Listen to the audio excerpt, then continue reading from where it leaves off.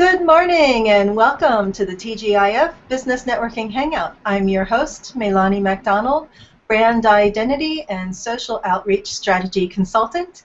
Today, my guest is Annie Cholakian, and she has her own business, Silver Moon Bay, creating patient wear that cares. We'll be learning all about that today, and Annie's going to tell us how she went from her idea to market with her product. So let Annie give herself her own great introduction. Before we do that, if any of you are out there would like to join us in the TGIF Business Networking Hangout, I'll let you know we are newbie friendly. Come on in, give yourself a 30-second introduction, practice being on camera, and ask any questions. If you're watching in the presentation mode, you can click the little X in the upper right-hand corner and go back to event page mode.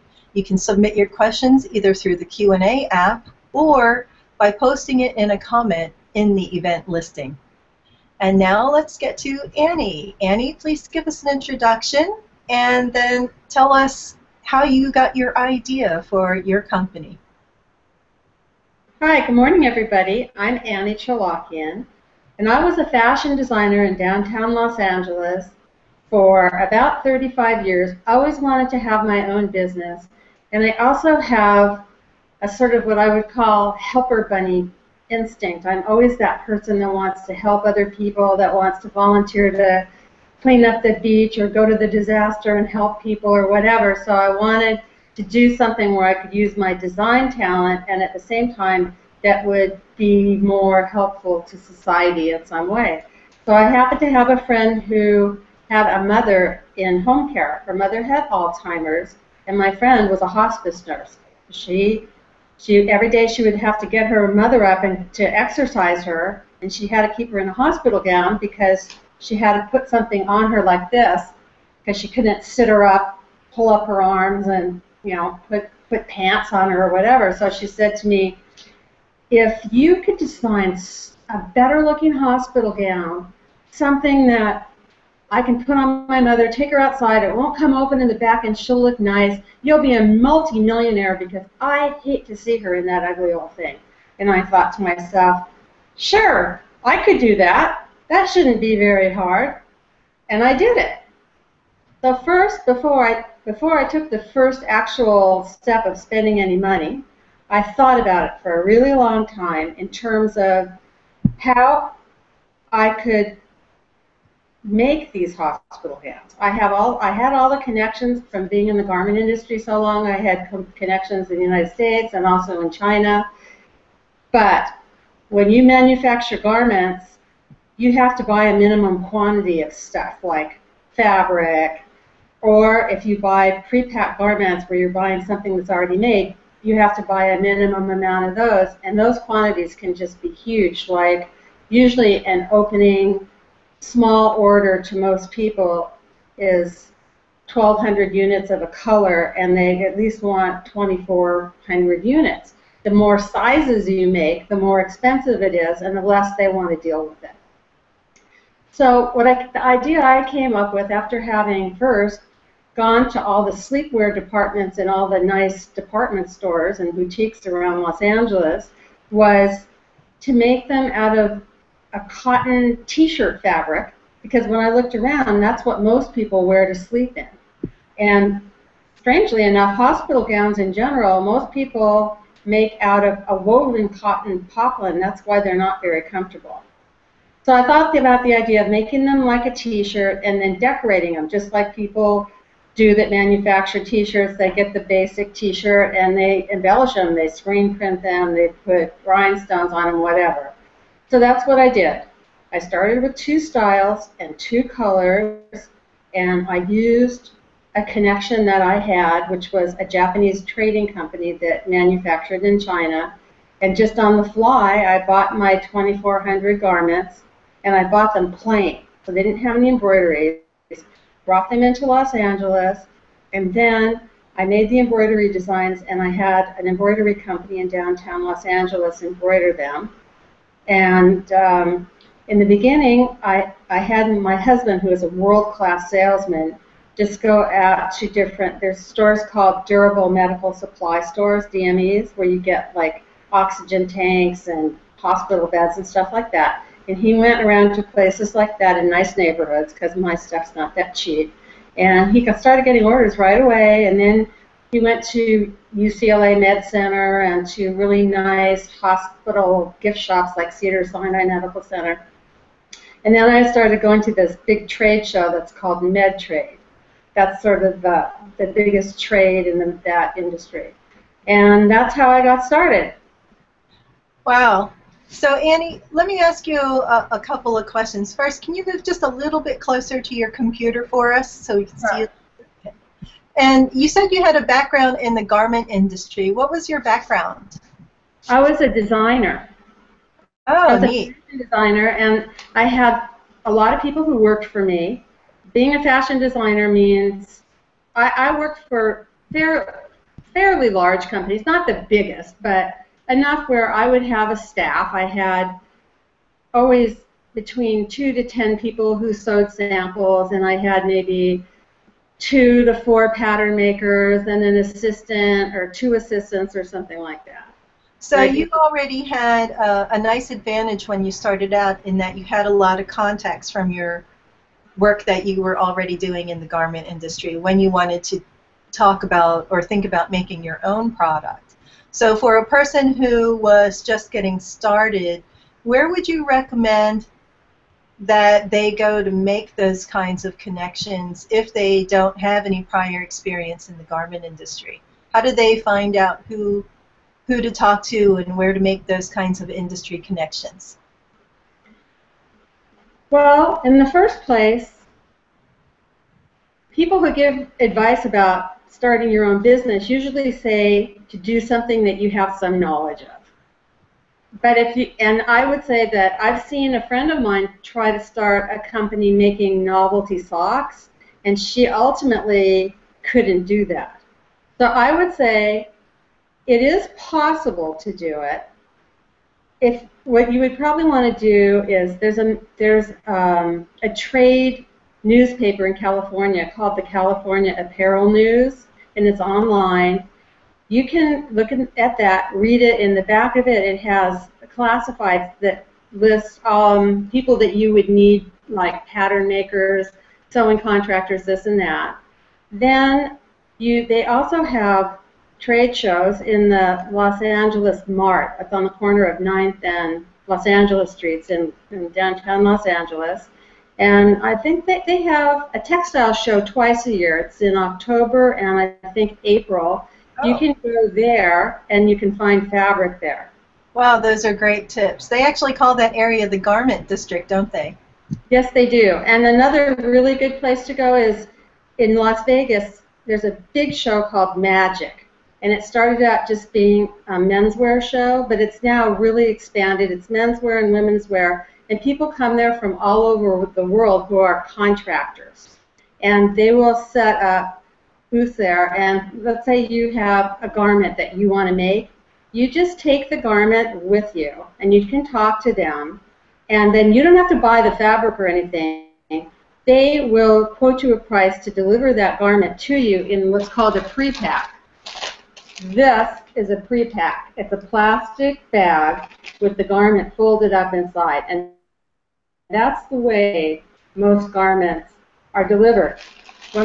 The first 30 years that I was in that business, everything was delivered on hangers with a cleaning bag over them. But those days have pretty much gone.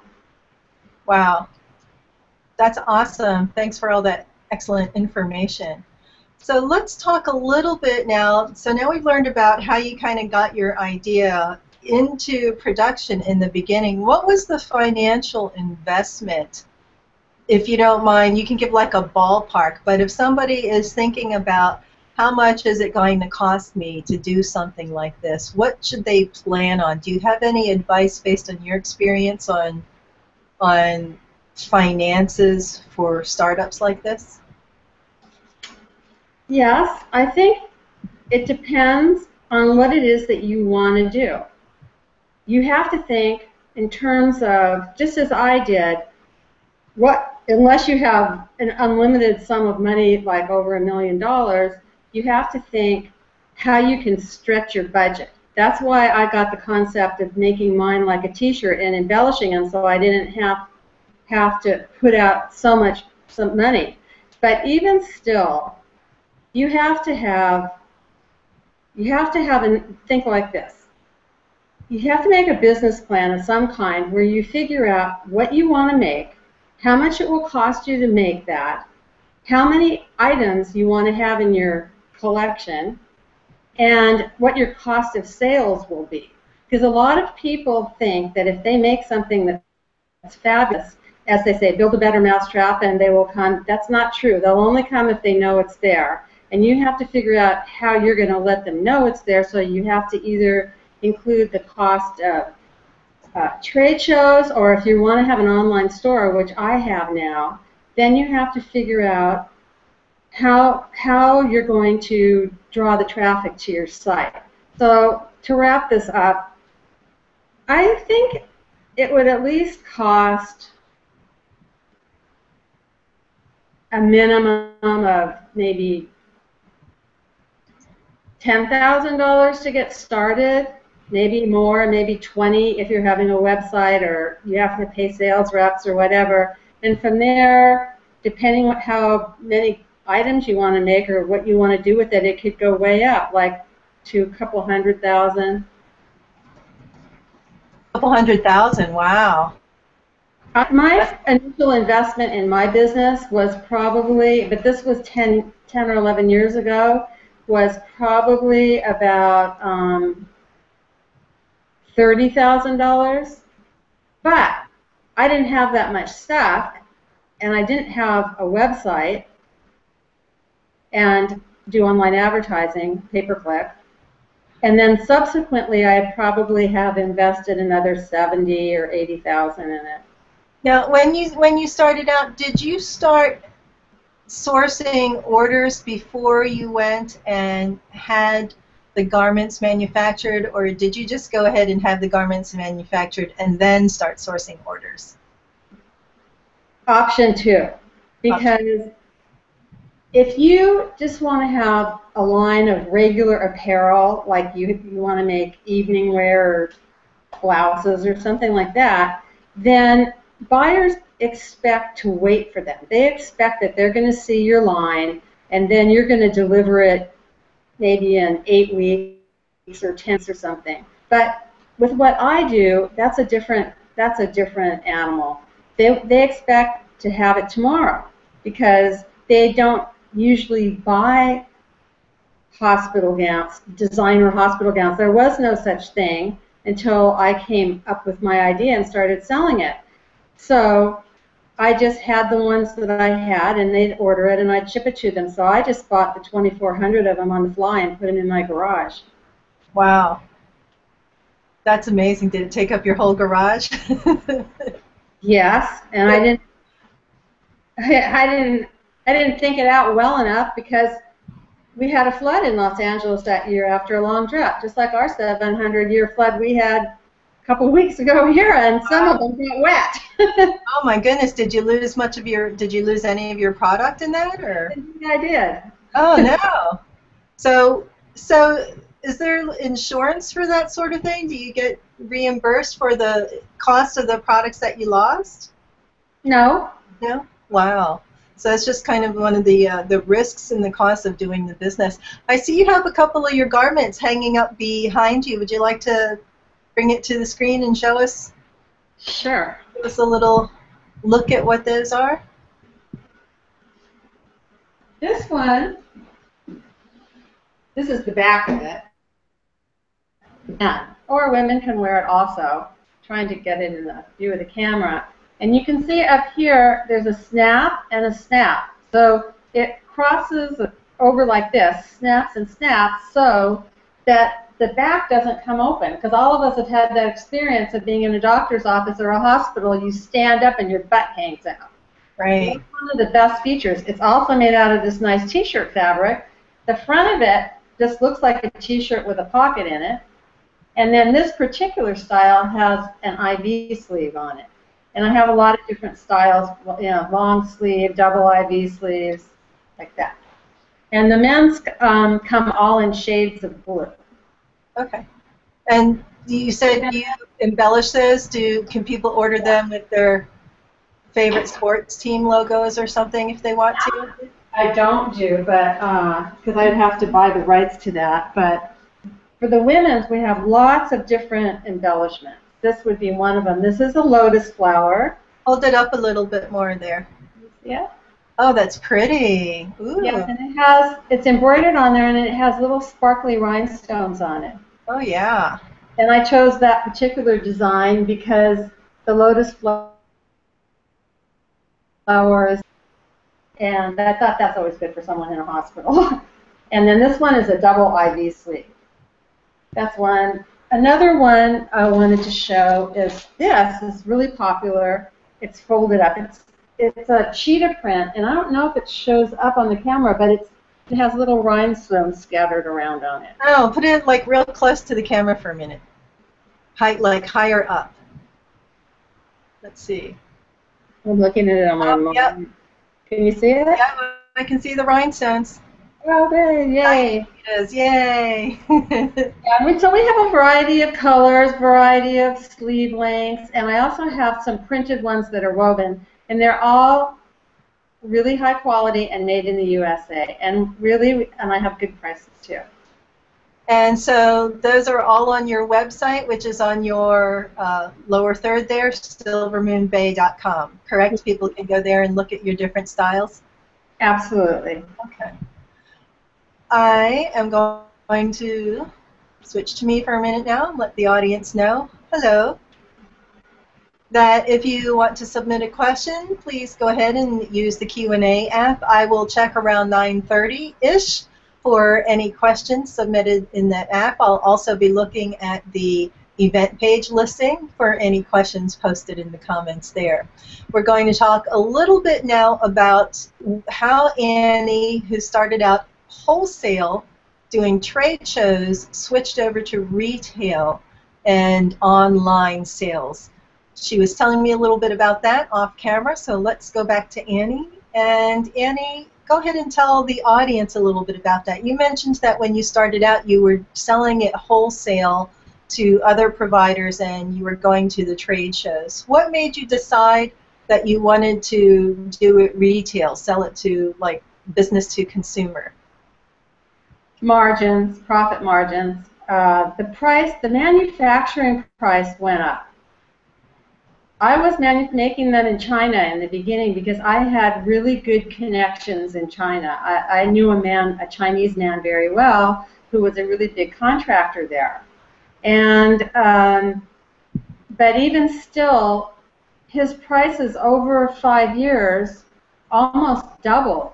And I had some other contractors that I knew also who I met mostly at the medical trade shows and also at Magic.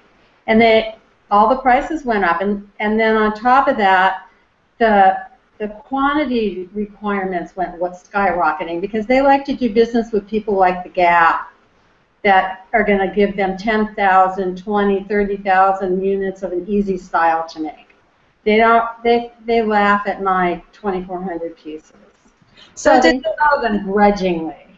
Did the prices go up just for the small orders, or did they go up for the large orders too, or were they just trying to like discourage the small orders? No, they went up for everybody, but the smaller your orders are, the more you pay, and the less likely they are to actually make the other issue, because you submit your 2,400 units and then somebody else comes around with the 10,000. They make theirs first and then they tell you they're working on it, but they're not. So anyway, I decided to manufacture in Los Angeles where I could keep my eye on it, and also I knew that I could go downtown. There are a lot of wholesale fabric stores, small ones. A lot of them are what we call jobbers, where they buy stuff that other people are stuck with, or maybe they get it from connections they have. Most of them are foreign people, and they might have connections in their country of origin or whatever, so you can get really good prices.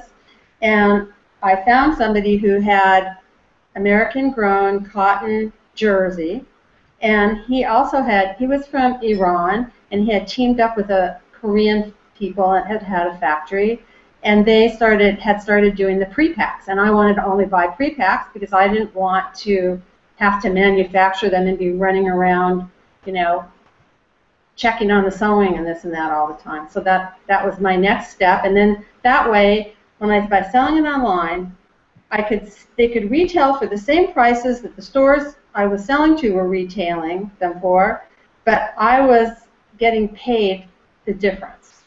Right. Okay, that makes a lot of sense. And by selling online, you don't have the overhead costs of opening a store. No, but the biggest cost you have, and that's something. I'm sorry, Annie. I'm going to ask you to repeat that because I got a little delay. So I heard the biggest cost you have, and then it froze for a minute. Marketing, advertising. How do you drive traffic to your site? If you have something really unusual that people would search for, like I saw somebody once who makes handmade cowboy boots, fine. Anybody who wants them will search for them, and they don't have much competition. So those people don't have to do a lot. But if you do anything like in apparel, like you make dresses or whatever, then why is anybody going to find your site? So you have to really acquaint yourself with internet marketing before you take your first step. Now, you said that you were the only person that was manufacturing designer hospital gowns. So did that still apply, that it was still, even though it was a unique item, just because the fact it was apparel, there was a lot that you had to stand out from? No, but what my challenges were is that after I started, after a while, there were other people who started making them mostly for maternity, and they were really cute, but they were really just for maternity patients. And one of them has a lot of celebrity endorsements, Tori Spelling and people like that. So that's what she did. And then also I had some competition from people who don't make designer hospital gowns, but they make cheap hospital gowns that people would buy. There's DMEs, durable medical equipment suppliers, also online, and I have to compete against them. And now people sell hospital gowns on Amazon, and Amazon advertises pay-per-click advertising, so that now I'm sort of fighting them. If I run a pay-per-click ad, then there's an Amazon ad by designer hospital gowns on the same page. Right, okay. And do you find that those pay-per-click, those paid ads that are displayed on the same page, do they take a lot of the traffic away? Do they, I mean, do they really, is there really an advantage of doing the paid advertising route? It depends on what kind of business you have. And you can research that. I think if you have a business that's a service, like yours, Melanie, I don't think so. But if you have a product, then, and you want people to find it online, then, you know, there's alternatives like social networking, giveaways. There's a lot of alternatives, but before you set out to do the business, you have to discover what all those alternatives are, find the connections to do that, really think it out, how you're going to come up with your brilliant marketing campaign on your social networking that's going to attract all the people to you, and put that into your business plan. So where did you even start to think about all of those things? How did you start to learn about what you had to do with that? The hard, expensive way. In the first place, I'm on my 4th website, and I plan on doing a 5th website, because another thing you have to realize is that websites become obsolete just about as quickly as television sets and cell phones, and they look old, and not only that, they function old. So now you have a website, but how does it look on a mobile phone. Sales are done on those. And then who's your target audience? Is your target audience using a mobile phone to order things, or are they elderly and they're not going to do that, or whatever? So you have to think about all those components. And then you have to choose a platform or a shopping cart to put your website. So you have to research that. And there are quite a lot of them out there. And you can research them pretty easily by just going online and asking Google, what's the best shopping cart for a small company that sells buckets or whatever it is you're going to sell, and then spend several weeks reading all the reviews you're going to pop up with. Actually, I did that too when I was doing my website, and I found YouTube was a really good resource for that, because I would put my request for reviews of such and such products on YouTube, and there are a lot of people out there who do shows that are reviewing, for example, WordPress products and WordPress plugins, and some of those shows were really good, so I would watch those shows. And yes, you're right, that's kind of time consuming, but it's worth it, because then you get reviews and ratings of all these different plugins and learn a bit about what they do before you actually use them. That's true. And that depends also on how tech savvy you are and how much time you want to spend actually running the tech aspect of your site, because if you're not and you don't, then you have to hire somebody to do that, and then you have to figure out how you're going to find that person, possibly on elance.com if you don't know anybody. Or what I did was I went with a platform that's a shopping cart called Volusion. And I'm pretty happy with Volusion. There's another one now called Shopify that's really, really popular, and it's more sleek and more modern, and a lot of younger people just love Shopify, and they think Volusion is starting to look old. But anyway, I'm on Volusion. Well, that's really good. We're going to continue this discussion in just a few minutes. I want to take the Q&A app questions, and even before we do that, I want to say hello to Sandra, who just joined us. Hello, Sandra. If you'd like to give yourself an introduction, please unmute your microphone and do so. Right now, I'll go ahead and look at the Q&A, see if anybody out there is asking us some questions. And we don't have any questions on the Q&A. Go over here, and none there. Awesome. So, Sandra, do you know how to unmute your mic? Are you a newbie here? Yes, I am a newbie. I do know how to unmute my mic. Awesome.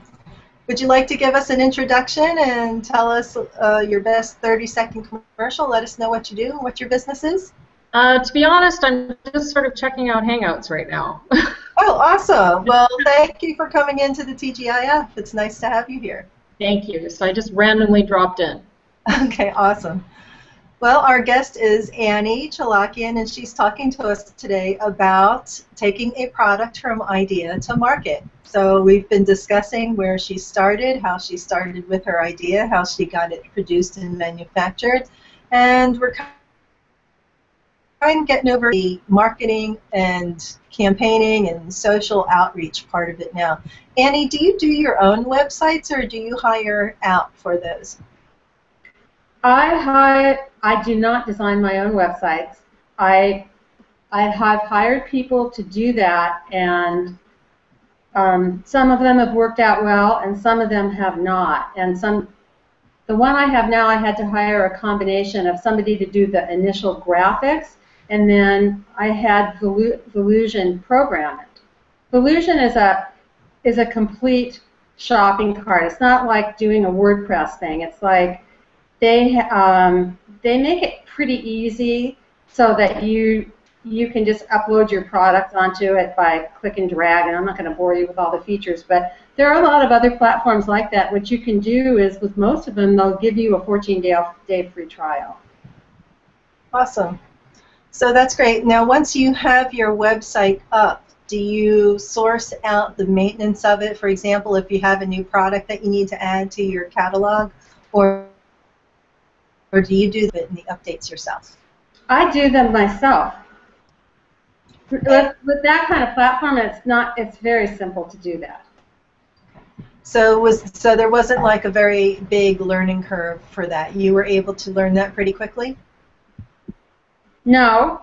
It seems really simple to me now. What I did initially was I hired somebody who Volusion recommended to design and program my website. And they upload official products. But where it was a lot of work is I had to write all the text. So you have to think about that. The more products you have to have descriptions of them, and you have to have pictures. And these days, pictures are really important because let's say if you want to take your product and possibly sell it on Amazon, it has to be on a white background, it has to be a certain amount of pixels, it has to be a certain resolution, blah, blah, blah. You need to know all of that information before you start the photography. So you need to know what pixels are and that sort of thing. Yeah. Or find somebody who does.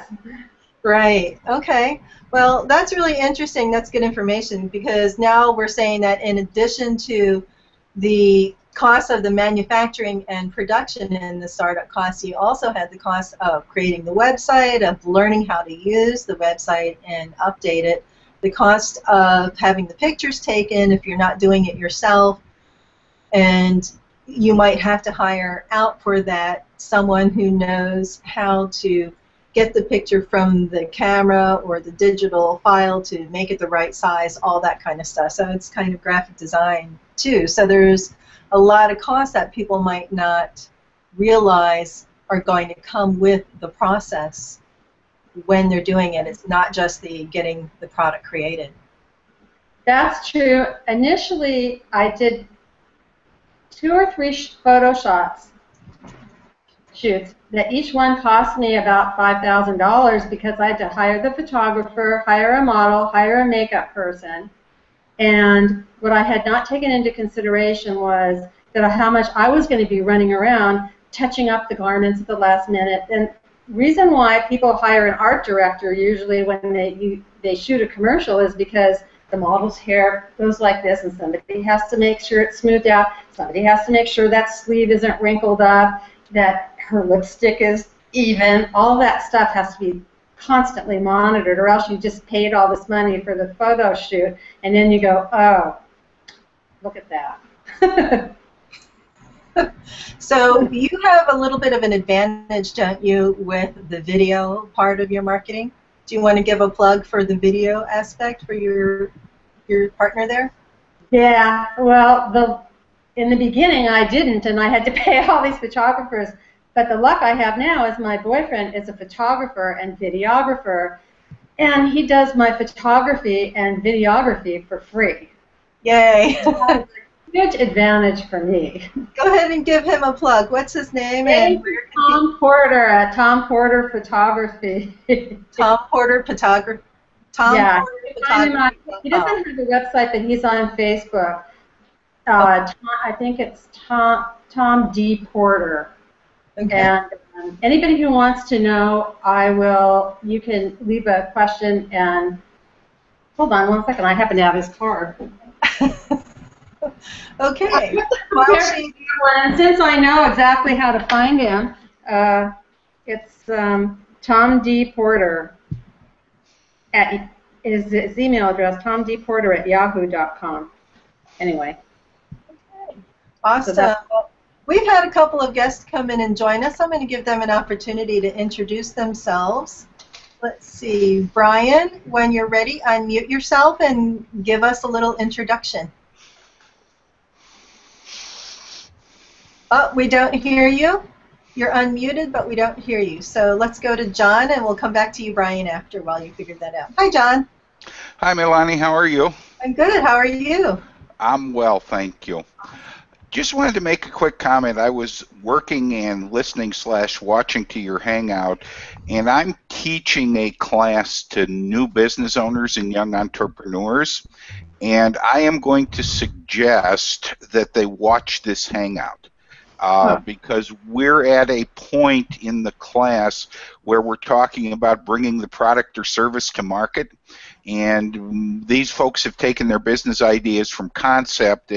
It's kind of like if you're looking at the gestation period of a child, we're entering the third trimester. So I just thought this was really timely and really topical, and I wanted to let you know that because, of course, I enjoy everything you do. And I'm going to suggest that they watch this Hangout, so give you all guys a little street cred. Awesome. Thank you so much. And just FYI, this is actually taking product to market #2. My last episode was also on that topic. It was also another good one. But while then I'll suggest they watch both. Time, give yourself a little plug. Give yourself a little promo. Give us that 30-second commercial.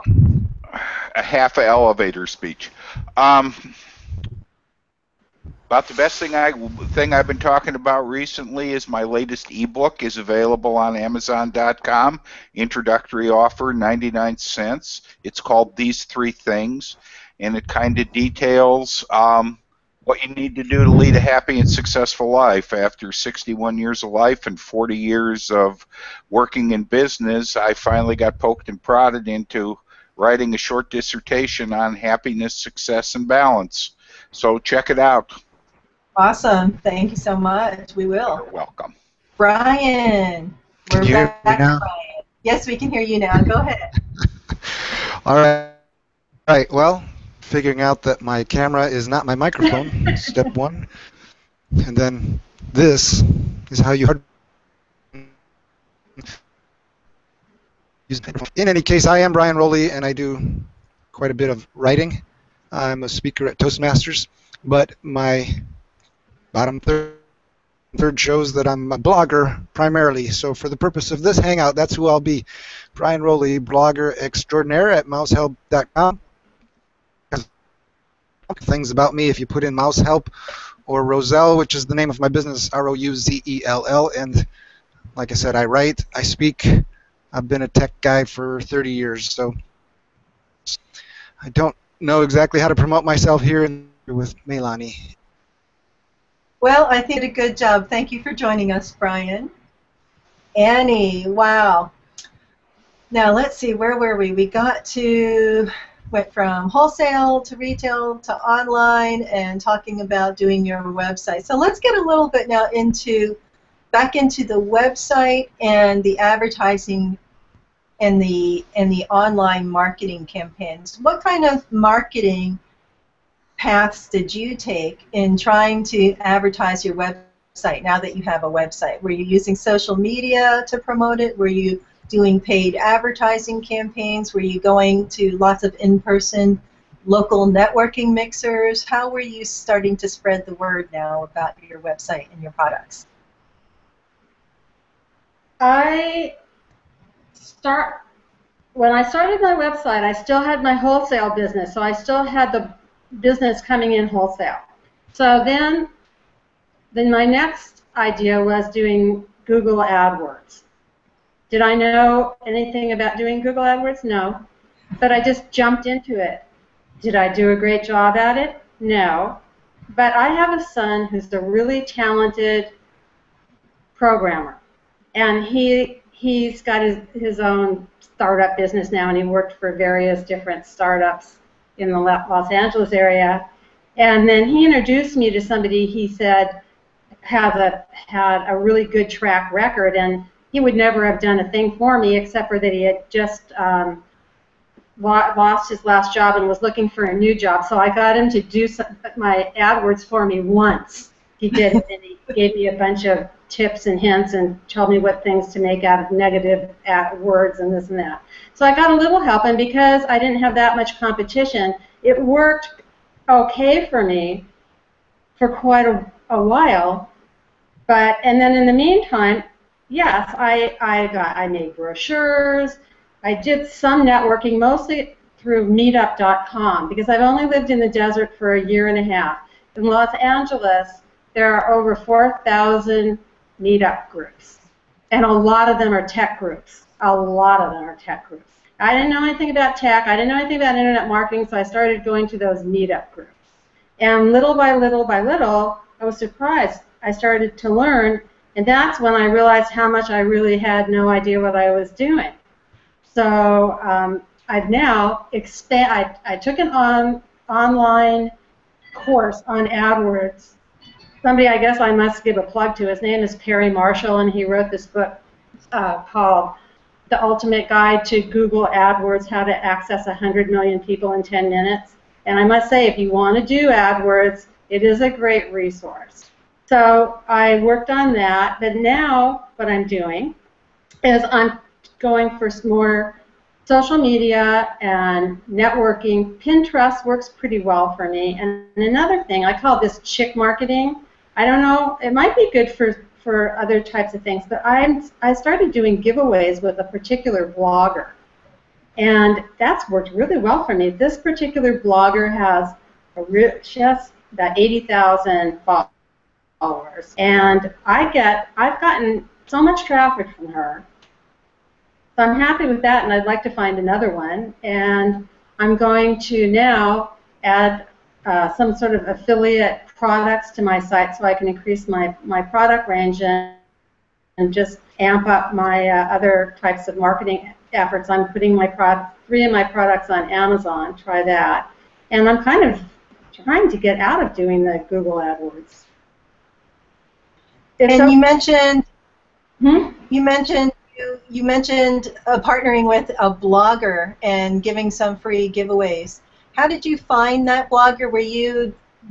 Was that an idea that you came up with and you said, I'm going to do some research and find bloggers that are talking about these kinds of products, or someone you just happened to meet? And tell us the name of that blog if you don't mind. It's called Rita Reviews, and bloggers contact me. They are constantly online looking for stuff that they can review on their site, and they want to do giveaways. And the reason they're doing that is because they're trying to get advertising. And so this one, I've had quite a few of them contact me, and I tried one, she wasn't good. So then I tried this one, and she worked out really well. And I've had some other ones contact me also. And in fact, I don't know if this is a really great idea. There's a pretty big company called Thomason.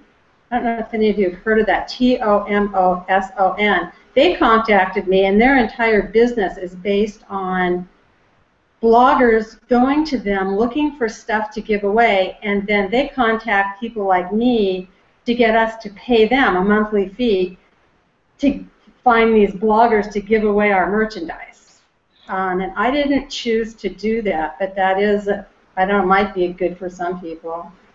So how did you know that that gave you a lot of good returns? Were you asking customers when they placed their orders, how did you hear about me? Or did you just see like a lot of traffic come to your site after you did a giveaway on there? Or how did you know that that was working out so well? Well, because on my Volusion site, I have an analytics program, and I also have Google Analytics. And the one on my website tells me where traffic is coming from. Every week it has a summary. It's geographical. It tells me what the referring site was, and it also tells me which bot crawlers have crawled my site. And then for those of you who don't know what that means, which I doubt that you don't know what it means, all the search engines have these computer robots that go around checking everybody's website all the time. So once you have a website, and if they feel that if they're going to refer people to your site, let them find you, they want to make sure that your site functions, that it doesn't have a lot of broken links, that it sells what it says it sells, stuff like that. So they crawl your site to check it. And then if they like it, they let people find you, and if they don't like it, they send you to the back of the bus. Wow. Wow, that's really good information. Thank you so much. While you were talking about that, I was bringing up your Pinterest page. So I'm going to share my screen now. Okay. And we're going to take a look at your Pinterest page. And I haven't really built up my Pinterest page, but I do get traffic from Pinterest. Well, let me go back to your actual page. This is Pinterest.com Silver Moon Bay. And what I like about Pinterest is that I tell people all the time that you can make sort of virtual storefronts, really. And yours is kind of a great example of that. As an example, in your Pretty Hospital patient gowns board, you have the ability to put these nice pictures up of your products. And then if we click on the picture to go to that pin and we click through again, it goes to silvermoonbay.com. It says found on silvermoonbay.com, and your pin is linked right to the product page where people can order that product. There's the add to cart button right there. So that's one of the things that I personally love about Pinterest. You can do that. Then on the side here, it shows you that this comes from this board, Pretty Hospital Gowns, so people can easily go back to the board to look at the other items on there. Or they can, if they weren't already following, this would say follow instead of unfollow. And then here's more from silvermoonbay.com. So if I wanted to look at this, ooh, what is this? This is a little cloak that goes with it. It takes me right to the page where that pin is. And again, if I click on that, it'll take me to the order page on silvermoonbay.com where people can order it. So that's a great use of Pinterest right there. And I'm glad you brought that up, and then I got an opportunity to show that. Okay, let me stop sharing my screen. We are already at 9:45, so at this time I want to ask anybody in the audience if they have any questions. Brian or John, if you have any questions, please come back on. This would be the time to ask. We'll also start asking you to think about if you have any promos coming up that you want to discuss, because before we sign off for the day, you get to promote your next event if you like. John, did you have any questions? How easy was it for you to use AdWords once you kind of navigated your way around it? I know you had a family member that helped you out, but once you kind of jumped in, it was relatively easy? No, they've made it more and more difficult. It's very complex, and I don't advise anybody to just go on it and try to use it. First place, they do have 1 million training videos on YouTube that you can access either at YouTube or right on the AdWords site. And then I would advise people to read that book that I mentioned. And then to think about it a long, hard time. And there's also videos that you can watch of Hal Varian on YouTube, who is the CEO or whatever of Google AdWords, talking about how you get ranked, which is very important if you're going to do AdWords. You have a ranking, and AdWords page, when you go on there, it'll tell, if you watch Hal Varian speak, he'll tell you that actually there are 200 other things that are very important to them and they're kept secret. So then you have to start investigating what those things might be, and you can find out. Google has a lot of groups on Google+, and they have Google employees who run those, but there are also other people, that are just so, for a living, they're doing pay-per-click campaigns for people. You can hire somebody to do it for you. And those kind of people write blogs, and then you can find out a lot of information for them. So to sum that up, I would research a lot and really know what you're going to do with it before you do it. Okay, thank you. Thank you. Great question, John. Brian, did you have a question too? And can't hear you. That was hardware muted because I'm trying to figure out the best combination of equipment. One is, how is your business doing, which is kind of a general, I hope you're going gangbusters because I think you have a great idea and a great product. Oh, my business is, it's doing okay. I've been in business for quite a while, and I was doing a lot more volume when I was selling wholesale than retail, but I would say that 99% of people who buy my products love them. And so I've been slightly challenged by Google Adwords. That's why I said what I said about it, because it was working really, really well for me for 4 years, and then all of a sudden it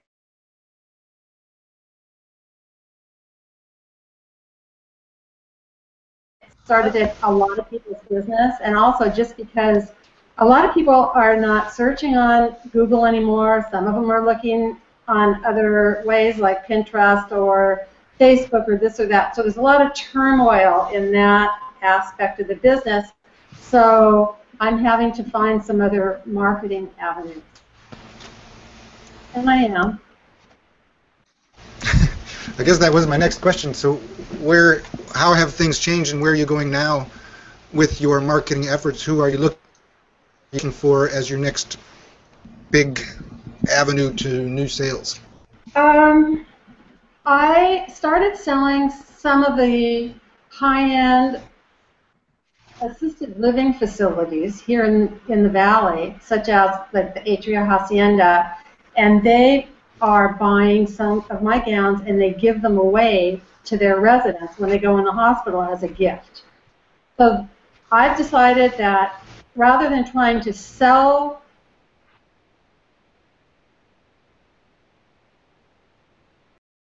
I'm going to try to sell them to the ones that have a concierge unit in their hospital, because they're trying to set themselves apart from the rest of the hospital or other hospitals that don't have that concierge service, and they let people choose their food, they have nicer decor, and I feel they should also offer them nicer gowns, and then the patient can take it home with them. So that's another thing I'm doing. And as far as my online, what I'm doing with that is I'm trying Amazon selling, and I'm going to work really hard on my Pinterest boards to improve them, and I'm going to try to advertise the giveaway that this Rita is going to do for me, and she's going to do a review. I'm going to advertise them on my own social media, which I've never tried before. So I'm going to try to drive more business to my site through the social media. Awesome. I haven't really made that a focus of my business, and I'm doing it more now. Melani's helping me. Awesome. Well, Annie, thank you so much for coming on today. We are just not too far away from 10 o'clock, so I want to start kind of winding up. Thank you so much for joining us. You gave us so much great information about taking your product from idea to market, from manufacturing through to changing from wholesale to retail, marketing online, and how you're marketing online and using advertising campaigns. And Brian and John, thank you both for joining us. At this point, let's start giving our promos for any upcoming events. We'll save our special guest for almost last. I'm going to go last to talk about next TGIF. So Brian, do you have any special events or sales or promos coming up that you'd like to leave us with? Any last words? Well, I typed this into the comments field over there, but I didn't realize Annie was local. I just started looking at your About Us page, and it says Los Angeles-based fashion designer, which threw me off. So where? I live in La Quinta. I moved here, and I didn't change that on the site. Okay. I just want to say one more thing before I'm done. I forgot one of the most important things I'm doing for marketing is going with MailChimp, and I have a huge customer base, and I'm going to be sending all of them emails and offering them, promotions and this and that. I'll have to get on your mailing list then, so I know where you are. John? I'm going to be rolling out a series of webinars probably starting the 1st of November that's going to talk about entrepreneurship as a career. And it's going to be based with all the folks, especially in the millennial generation, who are moving more towards becoming solopreneurs and entrepreneurs, and actually helping give them some guidance and understanding on the fact that it is really a career and it is becoming so much more so. Oh, that sounds awesome. Yeah. So how far in the future are we looking, and where do we start You'll looking? probably see something within the next week. Okay, so add John to your circles and you will Right. be... One comment I wanted to make, and I happened to be watching a webinar yesterday, and I don't know if you're familiar with who Derek Halpern is. And he was talking about social media marketing and buying, and he said that by 2020, 88% of all buying will be done without human contact. And That's what that just amazed me. That we're going to point, we're going to click, and then we're going to look out the front window and wait for the mail person. Yeah, that's great, because I got to tell you, ever since Amazon came out, I have been a big fan of Amazon. And that had to do with, especially, I live somewhere that is far away from all of my family. They're all on the East Coast, and people that I was buying presents for.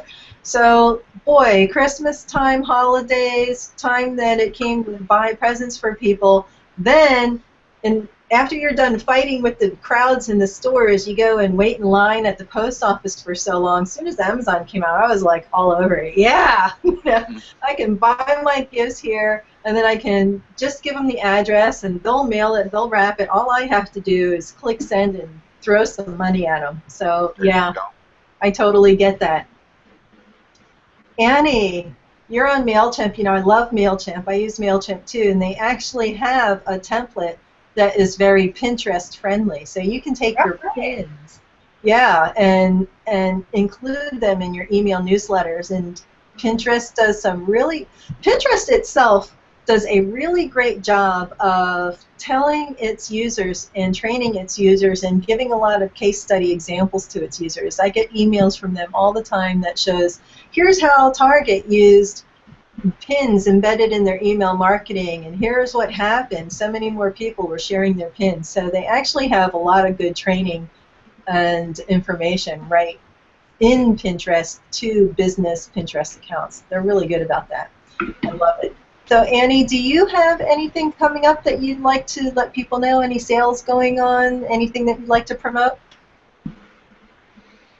Well, I usually have 10% off sales of certain items, and I rotate the items. I don't have any big special promotion coming up, but I would like to say that. I'm sorry, could you repeat that? Because I heard... I don't have any particularly big promotions coming up, but I'm adding new products, and we do also do free gift wrap. We wrap the things in tissue paper so that won't get all broken up when I ship it. And then also, some of them we put in gift bags, which is really awesome. And you can find all that stuff at silvermoonbay.com. Yeah, whatever we have that's a promotion is on the home page. All right, and now it's my turn. I'm Melanie MacDonald, the host of the TGIF Business Networking Hangout. We are broadcast on the first and third Fridays at 9 a.m. PST, and the topics are always topics that are of interest to small business owners, solopreneurs, entrepreneurs. The next show is going to be on Friday, October 17th. My guest is going to be Travis Taylor, who works in the film industry, and he does a lot of hangouts, and he likes to be the sort of behind-the-scenes guy on the hangouts. So I'm going to bring him in front of the camera from behind the scenes, and we're going to talk about actually a lot of interesting things. We were having a really interesting discussion about where we were thinking with all these wonderful tools and bells and whistles that Google keeps adding to Hangouts, that we think Hangouts quite possibly could be the future of television, and that they're going for doing really interactive broadcast media, which of course interests Travis really a lot since he is in that industry, filmmaking industry. So we're going to talk about that. We're also going to talk about some interesting experiences he had doing work for a nonprofit and kind of that sort of heart-based entrepreneurship ideas that came out of the work that he was doing for a nonprofit organization and sort of traveling around the world and filmmaking. I'm not actually sure what it was, but we'll learn about that next time. Again, that's October 17th at 9 a.m. Please join us. We are newbie friendly here on TGIF. If you'd like to come inside the Hangout, you can do so and ask your questions. Practice giving yourself that 30-second